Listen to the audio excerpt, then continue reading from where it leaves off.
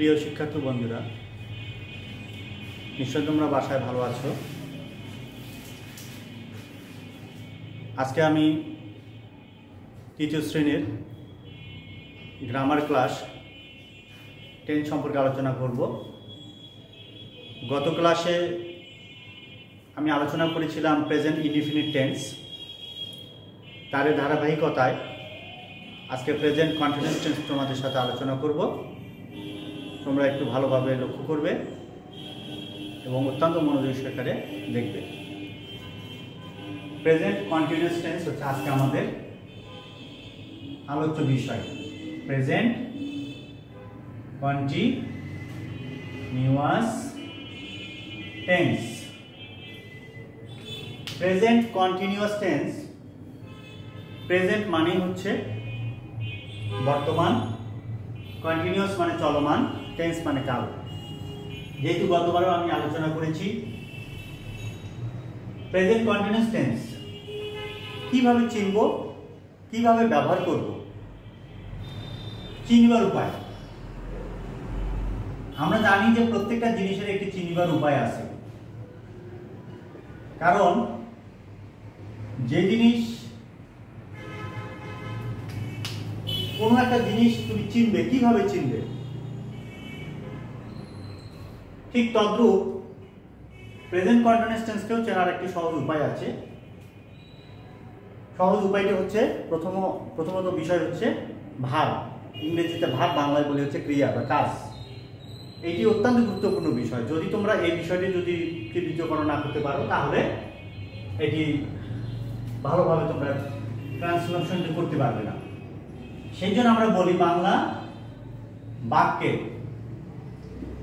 বাক্যে ক্রিয়ার শেষে, বাংলা বাক্যে ক্রিয়ার শেষে তেসি, তেসি, তেসো, তেসে অথবা সি, স অথবা সে।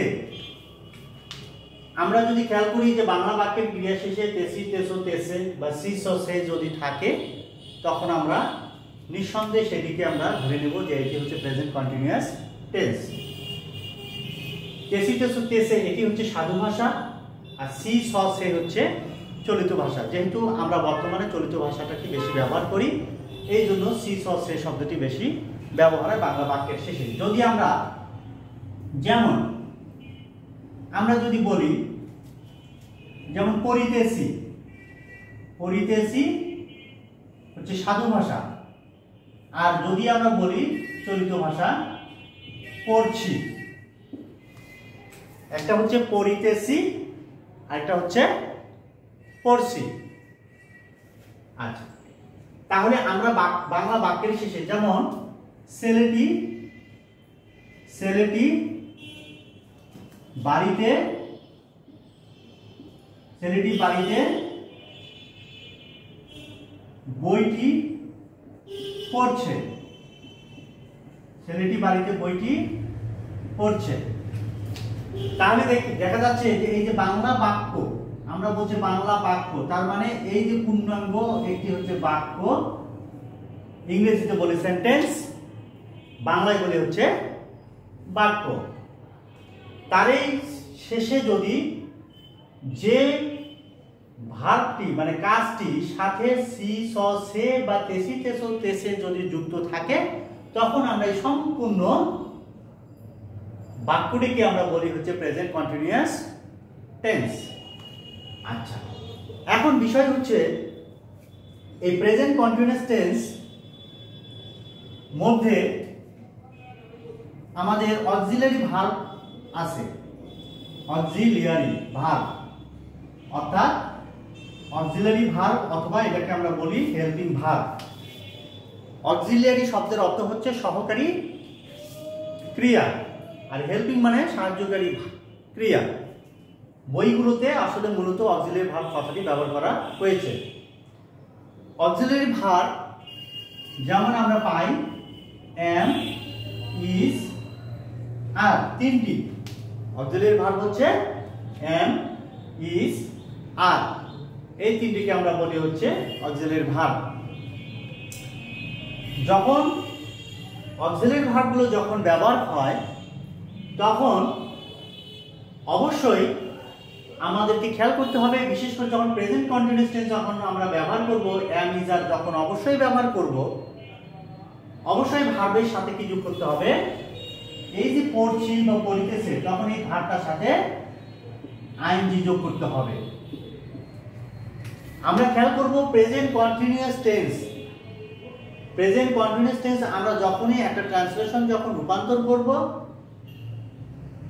তখন অবশ্যই সেই ভার্বটির সাথে আইএনজি যুক্ত ব্যবহার করতে হবে। এটা অত্যন্ত গুরুত্বপূর্ণ বিষয়। যদি কেউ হয়তো দেখা গেল যে সাহায্যকারী ভার্ব ব্যবহার করছে কিন্তু ভার্বের সাথে যদি আইএনজি যুক্ত ব্যবহার না করে তাহলে সেই ট্রান্সলেশনটি সঠিক হবে না। তদ্রূপ যে অ্যামিজার শব্দটি ব্যবহার করেনি বা অক্সিলারি ভার্বটি ব্যবহার করেনি কিন্তু ভার্বের সাথে আইএনজি যুক্ত ব্যবহার করেছে, তখন আমরা বলতে পারবো যে এটি সঠিক হয়নি। আচ্ছা, এখন আমরা খেয়াল করো, এখন আমরা দেখব এই সাহায্যকারী যে ভার্বগুলো আছে কোন কোন পার্সনের সাথে মূলত ব্যবহৃত হয়। আমরা আলোচনা করেছিলাম গত ক্লাসে প্রেজেন্ট ইনডিফিনিট টেন্সের পার্সন আমি আলোচনা করেছিলাম। ফার্স্ট পার্সন সিঙ্গুলার নাম্বার হচ্ছে I, first person plural number হচ্ছে উই, সেকেন্ড পার্সন হচ্ছে you, third person singular number হচ্ছে হি শি ইট এবং থার্ড পার্সন প্লুরাল নাম্বার হচ্ছে দে। আমরা জানি যে এই পার্সনগুলো ব্যবহার আমরা শিখেছি, ঠিক? এবং এই পার্সনগুলোর সাথে প্রেজেন্ট ইনডিফিনিট টেন্সে যেমন do does did do does যেমন ব্যবহার হয়েছে, ঠিক তেমনই এই প্রেজেন্ট কন্টিনিউয়াস টেন্সেও আমরা খেয়াল করব কোন কোন পার্সনের সাথে কোন কোন সাহায্যকারী ভার্বগুলো ব্যবহার হয়। যেমন এম অর্থাৎ ফার্স্ট পার্সন অর্থাৎ আই এর সাথে ব্যবহার হবে শুধুমাত্র একটি মাত্র ওয়ার্ড সাবজেক্ট যার সাথে আই এর সাথে এম ব্যবহার হবে। তারপরে আছে হচ্ছে আর, যেমন আমরা আপ পাবো সেকেন্ড পার্সনের সাথে ব্যবহার হবে, ফার্স্ট পার্সন প্লুরাল নাম্বারের সাথে ব্যবহার হবে, আরেকটি হচ্ছে থার্ড পার্সন প্লুরাল নাম্বারের সাথে ব্যবহার হবে। তাহলে আমরা দেখতে পাচ্ছি যে ফার্স্ট পার্সন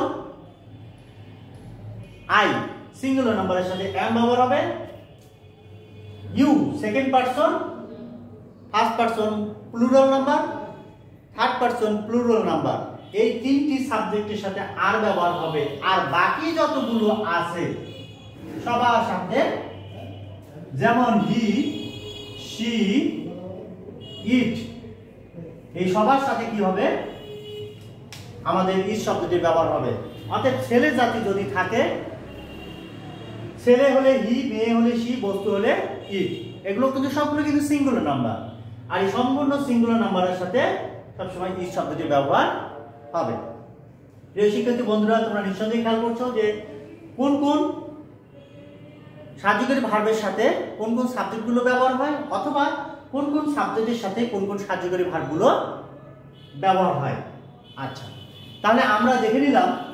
আচ্ছা, এরপরে আমরা কিন্তু প্রেজেন্ট ইনডিফিনিট টেন্সে যেমন যখন প্রশ্নবোধক যখন চিহ্ন থাকতো তখন ডু অথবা ডাজ গুলো সবসময় কার সামনে ব্যবহার হতো, সাবজেক্টের সামনে ব্যবহার হতো।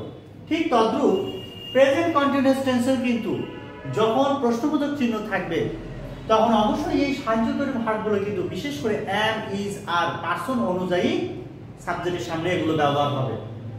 আবার নামবোধক যখন ব্যবহার হয়েছে প্রেজেন্ট ইনডিফিনিট টেন্সে তখন আমরা কি করেছি, ডু নট বা ডাজ নট শব্দটি সাবজেক্টের পরে কিন্তু ব্যবহার করেছি। ঠিক প্রেজেন্ট কন্টিনিউয়াস টেন্সেও কিন্তু একই রকম, এগুলোও কিন্তু এম নট বা ইজ নট বা আর নট, এগুলোও কিন্তু সাবজেক্টের পরে কিন্তু তোমাদের ব্যবহার হবে। এখন আমরা ব্যবহারটা দেখব কিভাবে করে আসলে এটি ট্রান্সলেশন করতে হয়। আচ্ছা, এটি কাজ করতে গেলে প্রথমে আমাদের একটা স্ট্রাকচার মাধ্যম আমাদের একটু প্রয়োজন আছে। স্ট্রাকচার শব্দের অর্থ কি, গঠন প্রণালী। আমরা কিভাবে কাজটি করলে আমাদের জন্য সহজ হবে এবং আমরা দ্রুত ট্রান্সলেশনটি করতে পারি। প্রথমে অবশ্যই আমরা কি ব্যবহার করব, সাবজেক্ট ব্যবহার করব, তারপর আমরা হেল্পিং ভার্ব অথবা অক্সিলারি ভার্ব যেগুলো অ্যামিজার বলা হয়। তারপরে নিঃসন্দেহে আমরা কি করব, ভার্বের সাথে আইএনজি যুক্ত ব্যবহার করব। তারপর আমরা ব্যবহার করব যদি অবজেক্ট থাকে তাহলে লিখব, আর যদি অবজেক্ট না থাকে তাহলে এক্সটেনশন মানে অতিরিক্ত শব্দ যদি থাকে তাহলে আমরা সেটি ব্যবহার করব। নিঃসন্দেহে আমরা এই স্ট্রাকচারের মাধ্যমে আমরা প্রেজেন্ট কন্টিনিউয়াস টেন্সটি আমরা ব্যবহার করব। এখন আমি চারটি জিনিস আজকে ব্যবহার করব। সেটি হচ্ছে, প্রথমে প্রেজেন্ট কন্টিনিউয়াস টেন্সের মধ্যে যদি কোনো প্রশ্নবোধক চিহ্ন যদি না থাকে অথবা না বোধক যদি কোনো চিহ্ন যদি না থাকে তাহলে কিভাবে আমাদের কাজটি করতে হবে। আমরা যদি উদাহরণ দিয়ে যদি বলি, লক্ষ্য করো, যেমন কিছু প্রথমে আমি একটি সেন্টেন্স লিখেছিলাম, ছেলেটি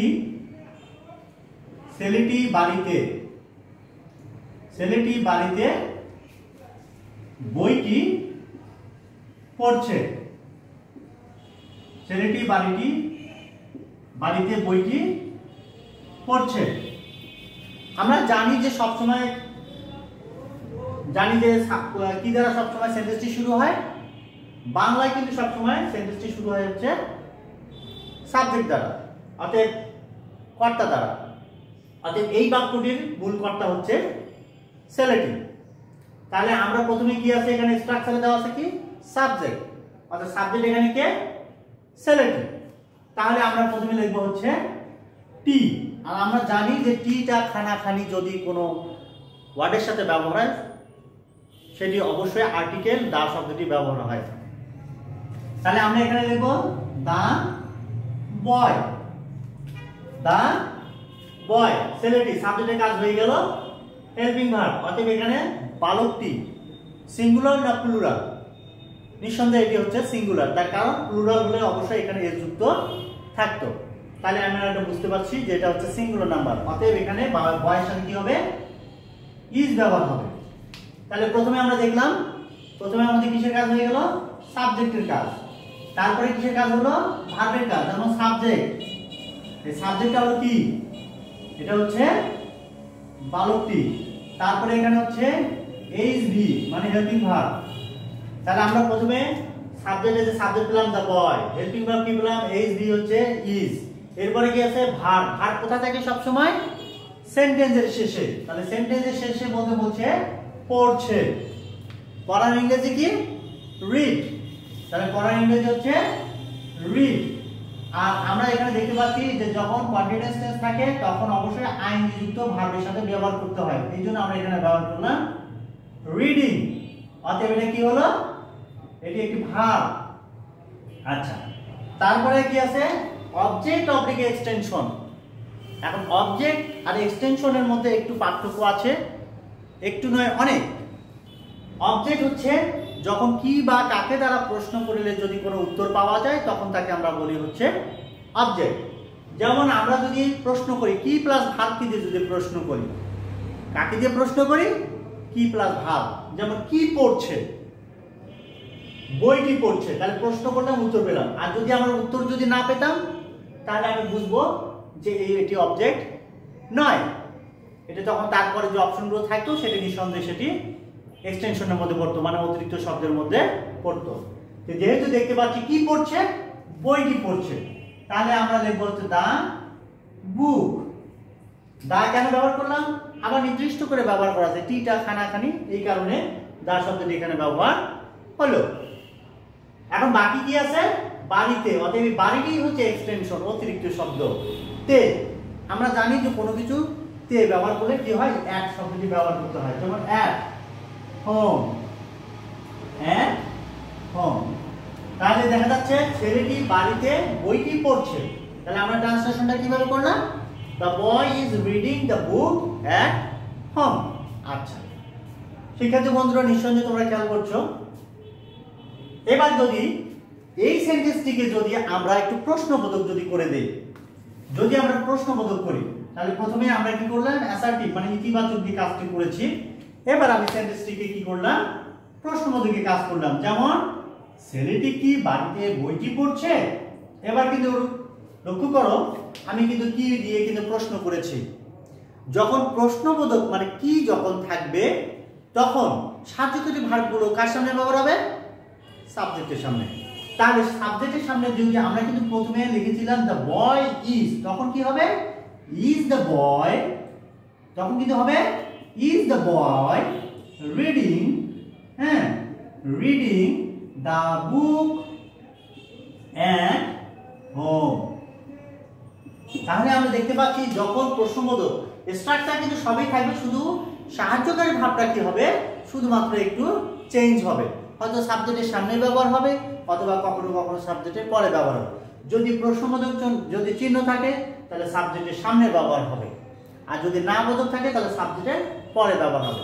তাহলে এখানে আমরা প্রশ্নবোধকের কাজ আমাদের হয়ে গেল। এবার যদি প্রশ্নটি যদি এইভাবে বলে, এবার যদি প্রশ্নটি যদি এইভাবে বলে ছেলেটি বাড়িতে বইটি পড়ছে না, এবার কিন্তু প্রশ্নটি কি এসেছে? না বোধকত্ব প্রকাশ করছে। তাহলে যখন না বোধকত্ব প্রকাশ করবে তখন কিন্তু সাবজেক্টের পরে am not, is not, are not গুলো কিন্তু সবসময় ব্যবহার হয়। তাহলে আমরা এখানে কিভাবে ব্যবহার করছি?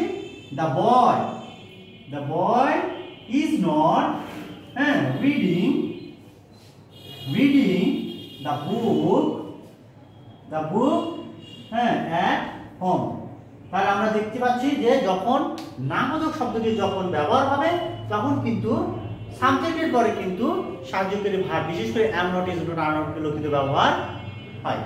আচ্ছা, এবার যদি আমরা লক্ষ্য করি যে নামবোধকও আছে আবার প্রশ্নবোধকও আছে, দেখা যাচ্ছে যে একটি, হ্যাঁ, টেন্সের মধ্যে প্রশ্নবোধক চিহ্ন দিয়েছে, ছেলেটি কি বাড়িতে বইটি পড়ছে না। অতএব দেখা যাচ্ছে যে একটি সেন্টেন্সের মধ্যে প্রশ্নবোধক চিহ্ন থাকতে পারে আবার নামবোধকও থাকতে পারে। তখন আমরা করব কি, যদি প্রোনাউন দ্বারা যদি সেন্টেন্সটি শুরু হয়, যদি প্রোনাউন দ্বারা যদি সেন্টেন্সটি শুরু হয় তাহলে সাহায্যকারী ভার্বের সামনে অ্যামিজার গুলো ব্যবহার হবে আর সাবজেক্টের পরে নট শব্দটি ব্যবহার হবে। আর যদি নাউন দ্বারা যদি শুরু হয় তাহলে কিন্তু am not, is not, are not গুলো কিন্তু সাবজেক্টের সামনে ব্যবহার হবে। যেমন আমরা কিন্তু এইভাবে ব্যবহার করতে পারি এখন, যেমন isn't বা is not the boy, হ্যাঁ, reading the book at home, এইভাবে আমাদের হবে। আর যদি ছেলেটি না দিয়ে যদি শুধু বলতো সে কি বাড়িতে বইটি পড়ছে না, এবার কিন্তু প্রোনাউন দ্বারা শুরু হয়েছে। এর আগে যখন ছেলেটি ছিল এটা নাউন দ্বারা কিন্তু সেন্টেন্সটি শুরু হয়েছিল, আর এবার কিন্তু শুরু হচ্ছে কি প্রোনাউন দিয়ে। যখন আমরা প্রোনাউন দিয়ে যখন শুরু করব তখন কিন্তু শুধুমাত্র কি হবে? ইজ হি নট, তখন কিন্তু হবে is he not reading the book at home, এইভাবে করে কাজটি করতে হবে। তাহলে প্রিয় শিক্ষার্থী বন্ধুরা, আজকে তোমরা নিঃসন্দেহে ভালোভাবে লক্ষ্য করছো বা দেখেছো যে কিভাবে করে প্রেজেন্ট কন্টিনিউয়াস টেন্স করতে হয়। আশা করি এভাবে যদি তোমরা একটু বাসায় যদি মনোযোগ সহকারে যদি অনুশীলন করো এবং তোমাদের যে গ্রামার বইয়ের যে বিষয়গুলো আছে, বিশেষ করে যে এক্সারসাইজ করার জন্য যে তোমার হচ্ছে উদাহরণগুলো দেওয়া আছে সেগুলো তোমরা অবশ্যই বাসায় সুন্দর করে প্র্যাকটিস করবে এবং এই নিয়ম অনুসরণ করে করবে। আশা করি যে কোনো বিশেষ করে প্রেজেন্ট কন্টিনিউয়াস টেন্সের যে কোনো তোমাদের ট্রান্সলেশন যেভাবেই আসুক না কেন তোমরা সেটি সুন্দর করতে পারবে। আশা করি তোমরা বাসায় সুস্থ থাকো, এই কামনা করে আজকের মতো প্রেজেন্ট কন্টিনিউয়াস টেন্সের পার্ট 2 আজকে ক্লাসটি আমি শেষ করলাম। ধন্যবাদ সবাইকে।